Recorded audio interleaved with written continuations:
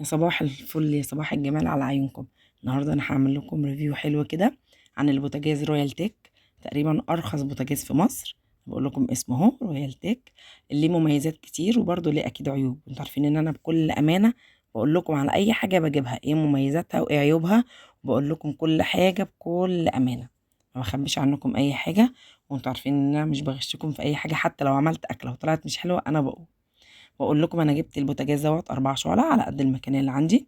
العيون بتاعته زي ما انتم شايفين كده الطاره بتاعتها نحاس، دي برضو ميزه من اول مميزات البوتاجاز، اللي هي الطاره بتاعته نحاس. طبعا النحاس بيبقى اغلى بالنسبه لسعره، ان هو مميزاته برضو كتير فحلو بجد. يعني انا عايزاكم ان شاء الله باذن الله لو حد بيفكر ان هو يجيب بوتاجاز، البوتاجاز رويال تيك دوت مش وحش.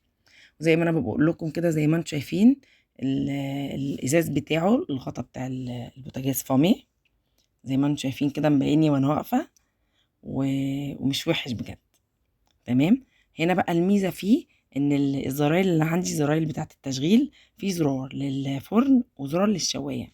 دي كانت اكتر ميزه عجباني قوي، ان انا كنت بتعب في البوتاجاز التاني ببقى عايزه مثلا الاكله يعني اسويها فوق وتحت، فكنت بقفل وافتح مثلا لو بعمل قرص او بسكوت او اي حاجه، فكنت بتعب ان انا عايزه اسوي الاكل من تحت، او مثلا المخبوزات واسوي وشها فاقفل وافتح تاني. فبقول لكم دي اكتر ميزه عجباني فيه، ان هو ليه شعله من تحت، وليه زرار يتفتح الشوايه، وليه زرار يتفتح الفرن من تحت، ده منفصل عن ده، هتفتحيهم الاتنين مع بعض مفيش اي مشكله.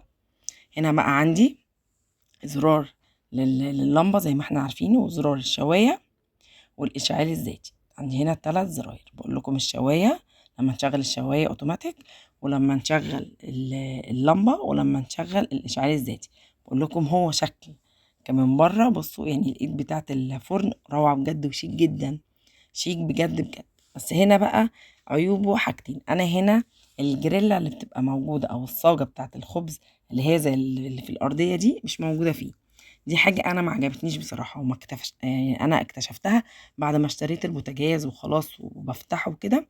اكتشفت إن هو مفهوش من جوه اللي هي الصاجة، أو اللي هي الصاجة اللي احنا بنخبز فيها، اللي هي بتبقى عاملة زي الجريل دوت اهو. شكله من جوه زي ما بوريكم حلو جميل، بصوا زي يعني حلو، أنا عجبني بصراحة. بس برضه هقول لكم على حاجة تانية، البوتاجاز خفيف جدا. يعني انا البوتاجاز القديم اللي كان عندي الشبكة اللي عندي كانت تقيلة جدا، دي خفيفة خالص خالص خالص.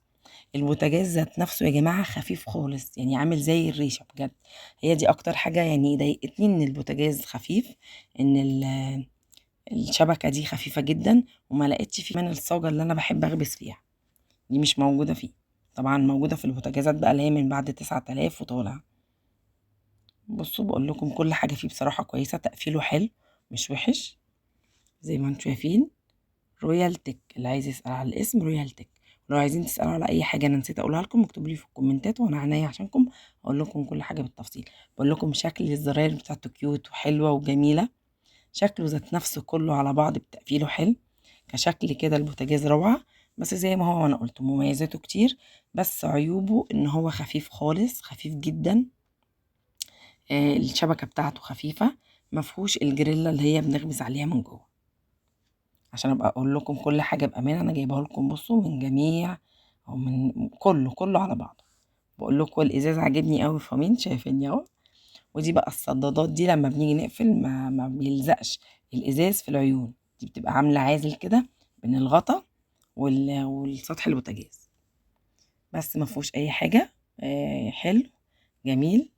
بصوا شكله كيوت، شكله جميل، ومش غالي على فكره، يعتبر ارخص بوتاجاز في مصر.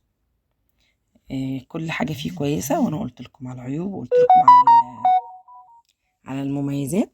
أو بصوا الطبعة حتى من ورا اسمه مطبوع بالليزر، ففيه مميزات كتير حلوة. وأحلى حاجة إن العيون بتاعته نحاس، مش بتتاكل بقى بسرعة.